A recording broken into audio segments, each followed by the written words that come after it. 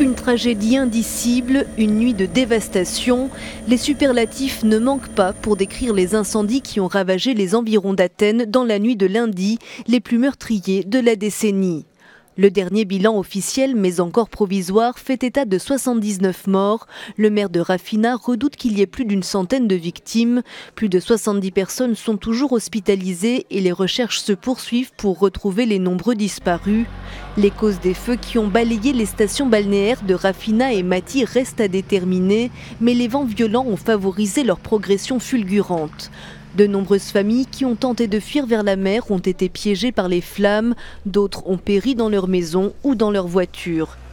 Un site internet a été lancé pour aider les résidents à retrouver leurs proches dont ils ont perdu la trace.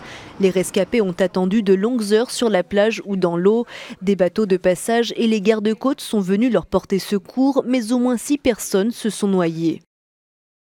Plusieurs foyers d'incendie restent actifs dans le secteur de Mati.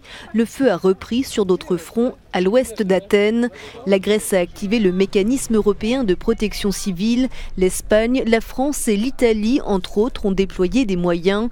Le gouvernement grec a déclaré 3 jours de deuil national, le déblocage de 20 millions d'euros pour venir en aide aux localités touchées et aux victimes, ainsi que des exonérations fiscales. Mais le quotidien d'opposition Tanea critique son échec à protéger la population à une poignée de kilomètres de la capitale et appelle à rechercher des responsabilités.